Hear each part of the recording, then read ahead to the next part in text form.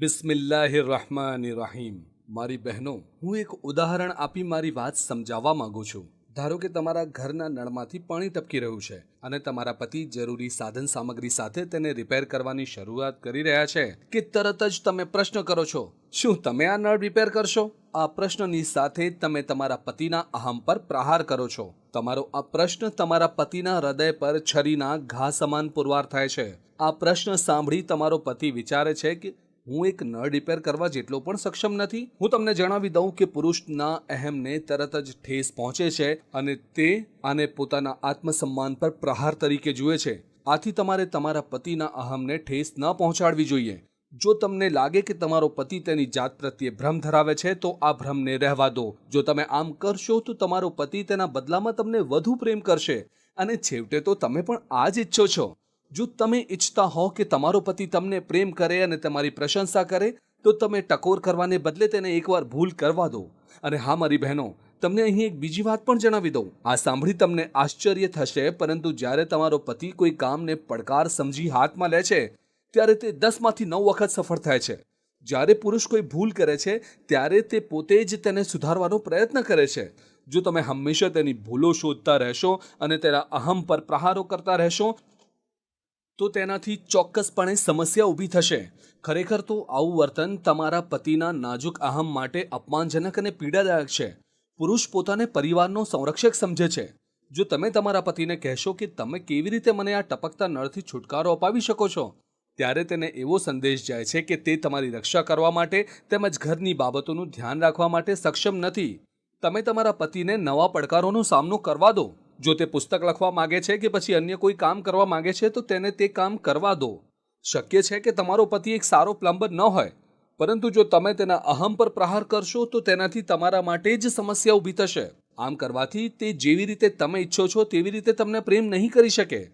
તમારે એવી છાપ ઊભી કરવી પડશે કે તે તમારો સંરક્ષક છે।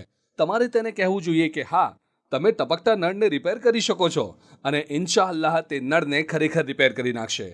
બીજી મહત્વની વાત એ છે કે જ્યારે તમે તમારા પતિને તેની કોઈ નકારાત્મક ટેવ વિશે જણાવો ત્યારે તમારા શબ્દો અને તમારી બોલવાની રીત ખૂબ જ કાળજીપૂર્વક પસંદ કરો। હું અહીં એવું નથી કહેતો કે તમારે હંમેશા ચૂપ રહેવું જોઈએ અને ભૂલો તરફ તમારા પતિનું ધ્યાન ન દોરવું જોઈએ। સામાન્ય રીતે મોટાભાગના પુરુષો એવું માને છે કે તેમની પત્ની વારંવાર કોઈ એક વાત માટે તેમને ટકોર કર્યા કરે છે। પુરુષોને આ ટકોર એક પ્રકારની હેરાનગતિ જેવી લાગે છે અને તેઓ વારંવાર આ અંગે ફરિયાદ પણ કરે છે। હું અહીં ફરીવાર ટપકતા નળનો ઉદાહરણ આપી મારી વાત સમજાવવા માંગુ છું। તમે વારંવાર તમારા પતિની આગળ એક જ વાતનું રટણ ચાલુ રાખો છો, જેમ કે શું તમે હજી સુધી નળ રિપેર નથી કર્યું? શું તમે આ નળ રિપેર કરી શકો છો? અઠવાડિયું થઈ ગયું હજી સુધી નળ રિપેર નથી થયું, તમે આ નળ ક્યારે રિપેર કરાવવાના છો? આમ એક જ વાતનું રટણ ચાલુ રાખવાથી તમારા પતિને નળ રિપેર કરવાના કામથી નફરત થઈ જશે। આ હકારાત્મક બાબત નથી। તમારો પતિ નળ રિપેર ન કરતો હોય તો તેની પાછળ અનેક કારણો હોઈ શકે છે।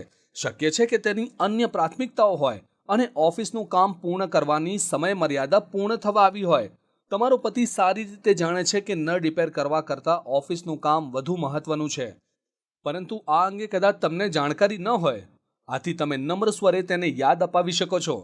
તમે કહી શકો છો, હું જાણું છું તમારી પાસે ઘણું કામ હોય છે, મેં તમને ગયા અઠવાડિયે નળ રિપેર કરવાનું યાદ અપાવ્યું હતું, તમને જ્યારે પણ સમય મળે ત્યારે તેને રિપેર કરી લેશો।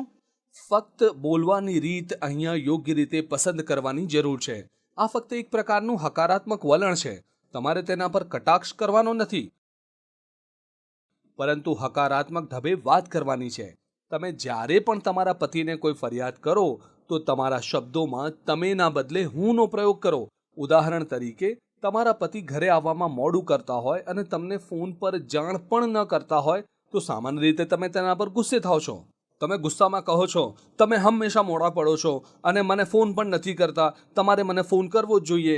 માતા પિતા જ્યારે તેમના બાળક સાથે આ પ્રકારે વાત કરે તો તે યોગ્ય છે, પરંતુ પત્ની જો આવું કરશે તો પતિ પત્ની વચ્ચેના પ્રેમમાં ઘટાડો થશે।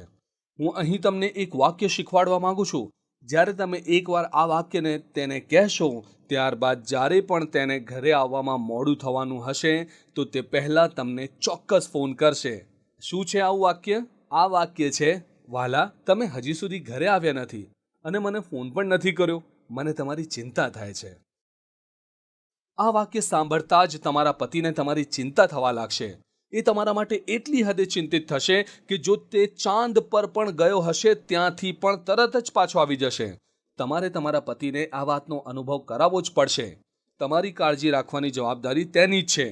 તમારે તમારા પતિને કહેવું જોઈએ કે તમે ઘરે ન આવ્યા હોવાથી મને તમારી ચિંતા થતી હતી અને હું તમારા ફોનની રાહ જોઈ રહી હતી. દરેક પરિસ્થિતિમાં તમે આ પ્રયુક્તિનો ઉપયોગ કરી શકો છો. ધારો કે તમારા પતિ તમારી સાથે કઠોરતાથી વાત કરતા હોય તો તમે તેમની સાથે ઝઘડવાને બદલે કહી શકો છો, જ્યારે તમે મારી સાથે આવી વર્તણૂક કરો છો ત્યારે મને દુઃખ થાય છે. હું તમારા કઠોર શબ્દો સહન નથી કરી શકતી. આ શબ્દો સાંભળી તમારા પતિ પોતે વિચારશે કે મેં ખૂબ જ ખરાબ વર્તન કર્યું. મારે ફરી આવી વર્તણૂક ન કરવી જોઈએ. તમારા આ પ્રકારના જવાબથી તે પોતાને દોષિત માનવા લાગશે. જો તમે ઝઘડો કરશો તો તે તમને દોષિત ગણશે. જો તમારે તેને પતિ હોવાનું ભાન કરાવવું હશે તો તમારે પત્ની બનવું જ પડશે. તમારે એક મહિલાની જેમ જ વર્તન કરવું જોઈએ. આમ કરવાથી તમારો સંરક્ષણ બની એ આગળ આવશે. જો તમે પોતાને પીડિત મહિલા તરીકે રજૂ કરશો તો જ તમને એક તારણહાર યોદ્ધાના સ્વરૂપમાં તમારો પતિ મળશે.